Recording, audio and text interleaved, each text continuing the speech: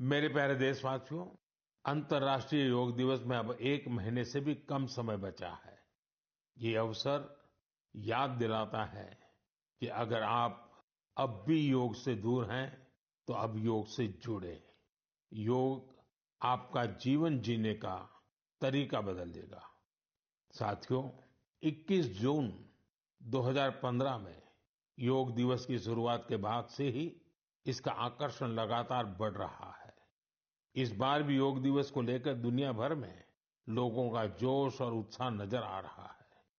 अलग-अलग संस्थान अपनी तैयारियां साझा कर रहे हैं। बीते वर्षों की तस्वीरों ने बहुत प्रेरित किया है। हमने देखा है, अलग-अलग देशों में किसी साल लोगों ने योग चेन बनाई, योग रिंग बनाई। ऐसी बहुत ही तस्वीरें हैं जहां एक साथ 4 जनरेशन मिलकर योग कर रही हैं। बहुत से लोगों ने अपने शहर की आइकॉनिक प्लेसेस को योग के लिए चुना।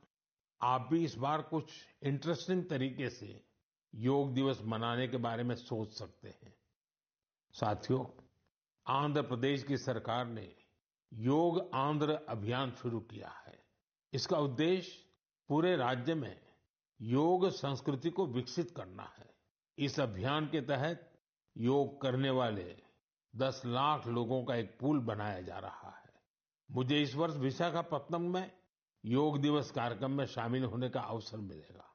मुझे जानकर अच्छा लगा कि इस बार भी हमारे युवा साथी देश की विरासत से जुड़ी आइकॉनिक प्लेसेस पर योग करने वाले हैं। कई युवाओं ने नए रिकॉर्ड बनाने और योग चेन का हिस्सा बनने का संकल्प लिया है। हमारे कॉर्पोरेट्स भी इसमें पीछे नहीं है। कुछ संस्थानों ने ऑफिस में ही योग अभ्यास के लिए अलग स्थान तय कर दिया है। कुछ स्टार्टअप्स ने अपने ऑफिस योग अवर्स तय कर दिए हैं। ऐसे भी लोग हैं जो गांवों में जाकर योग सिखाने की तैयारी कर रहे हैं। हेल्थ और फिटनेस को लेकर लोगों की ये जागरूकता मुझे बहुत आनंद देती है। साथियों, योग दिवस के साथ-साथ आयुर्वेद के क्षेत्र में भी कुछ ऐसा हुआ है जिसके बारे में जानकर आपको बहुत खुशी होगी।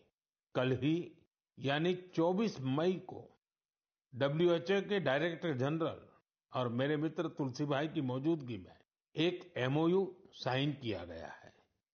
इस एग्रीमेंट के साथ ही international classification of health interventions के तहत एक डेडिकेटेड ट्रेडिशनल मेडिसिन मॉड्यूल पर काम शुरू हो गया है। इस पहल से आयुष को पूरी दुनिया में वैज्ञानिक तरीके से अधिक लोगों तक पहुंचाने में मदद मिलेगी।